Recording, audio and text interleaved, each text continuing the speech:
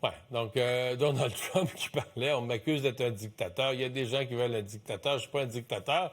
Et plus tard en journée, alors qu'il était avec le président de la Corée du Sud, il a repris les gens par surprise en disant, moi, je voudrais rencontrer Kim Jong-un, le dictateur de la Corée du Nord, qui l'avait rencontré. Ça avait été tout un spectacle. Ça n'avait pas donné de résultats trop historiques. Ça avait été tout un spectacle qu'il avait rencontré dans son premier mandat. Étienne Daou, chercheur à l'Observatoire de l'Asie du Sud-Est, un des rares connaisseurs, experts de la Corée du Nord au Québec. Bonjour. Bonjour. Pourquoi ça revient? Pourquoi Donald Trump, tout à coup, revient avec Kim Jong-un? Bien, les mauvaises langues diraient que c'est la quête continuelle de Donald Trump pour son prix Nobel. J'ai pas d'alternative à ce scénario-là en tête présentement. C'est le seul scénario que je vois. Il aimerait beaucoup ça. En parallèle, par contre, c'est important de comprendre que en Corée du Sud, l'actuel président Lee, qui vient tout juste d'arriver en fonction, c'est un gouvernement pro-rapprochement. Un peu, d'une façon éloignée, comme au Québec, en Corée du Sud, les partis politiques, c'est pas juste un axe droite-gauche, comme on voit aux États-Unis. Il y a les anti-Corée du Nord, puis il y a ceux plus pro-rapprochement. Il y a aussi l'axe rapprochement ou séparation. Parce que c'était le même pays, là. Exact. Jusqu'en 1900... il a été envahi par le Japon en 1910. Le Japon a capitulé, il a perdu la guerre il y a pas mal exactement 80 ans. Et suite à ça, un petit peu comme en Allemagne, les Russes sont arrivés d'un côté, les Américains de l'autre, et se sont rencontrés au milieu, ce qui a mené à la division de la Corée. En fait, techniquement, c'est les Russes qui ont tout pris parce que les Américains n'étaient pas intéressés, puis finalement, ils n'ont pas voulu que les Russes reprennent la Corée. Mais bon. Donc, ça depuis la Corée du Nord communiste, puis la Corée du Sud capitaliste. Exact. Puis là, il y a une tension sur 5 ans, puis finalement, en 1950, la guerre éclate, 1953, armistice. Il n'y a toujours pas de traité de paix en date d'aujourd'hui. Maintenant, depuis ce temps-là, les gouvernements sud-coréens, parfois, c'est des gouvernements pro-confrontation, ce que nous avions jusqu'en 2024, et parfois, il y a des gouvernements pro-rapprochement, ce qu'on vient d'avoir désormais en Corée du Sud. Trump, un peu par coïncidence de chance et tout, surtout s'il y a un objectif, effectivement, de prix Nobel de la paix, il y a à peu près toujours eu des présidences en même temps qu'un gouvernement pro-rapprochement en Corée du Sud, ce qui aide beaucoup. Parce qu'il ne pourrait pas aller annoncer qu'il aimerait ça rencontrer la Corée du Nord puis faire la paix, faire un deal, si il y a un gouvernement pro-confrontation en Corée du Sud. En Corée du Sud.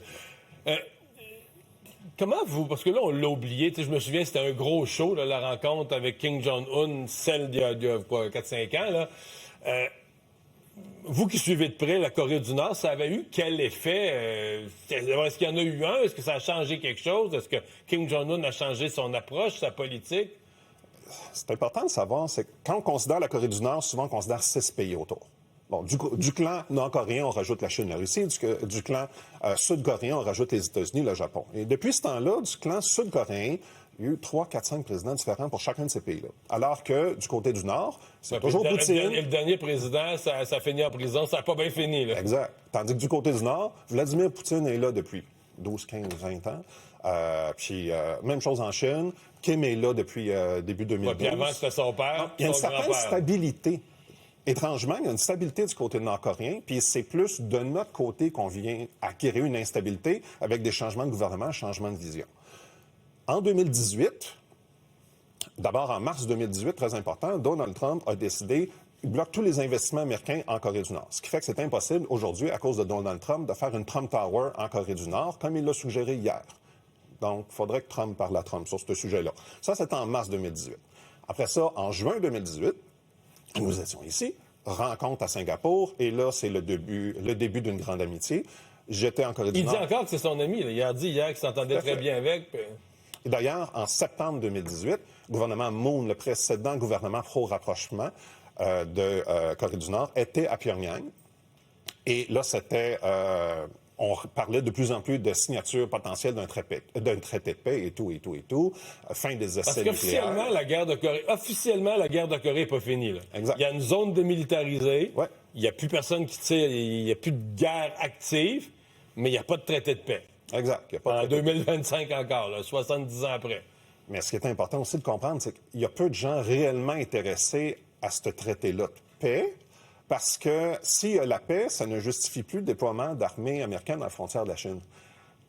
C'est une fausse excuse, la Corée du Nord, parce que réellement, la Corée du Nord ne peut pas envahir la Corée du Sud. Et c'est du 2 pour 1 comme population. Ils ne sont pas capables d'envahir et de prendre le contrôle de la Corée du Sud. Fait que ce scénario-là n'existe pas.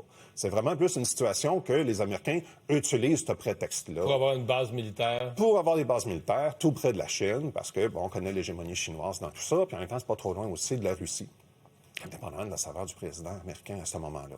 Donc, c'est beaucoup plus un prétexte. Il y a peu d'intérêt de ce côté-là. Nécessairement, Kim n'a pas envie de voir son régime tomber. Mais Kim, lui, a-tu intérêt? Mettons que Trump l'invite encore à Singapour, comme la dernière fois. Kim, il se présente, lui? Pour lui, c'est bon, le rencontre? Il va se présenter, oui. Je m'attendrai à ce qu'il se présente. Il va essayer d'avoir un allègement des sanctions des Nations unies. Pour lui, ça va être préalable. Il va également essayer d'avoir... Il fournit des troupes là, à Poutine pour faire la guerre en Ukraine, des armes. Ça. Il fournit ça. Maintenant, il y avait des discussions aussi avec la Corée du Sud pour fournir des armes à l'Ukraine. Donc, ça peut jouer des deux côtés. Notamment, je crois qu'au niveau de l'artillerie, la Corée du Sud est due pour un renouvellement. Puis on sait qu'en Ukraine, les artilleries sont quand même assez intéressantes. Donc, ça, c'est un jeu qui peut se jouer à deux. Par contre, ce qu'il faut savoir, c'est que de maintenir une armée, ça siphonne beaucoup le budget public.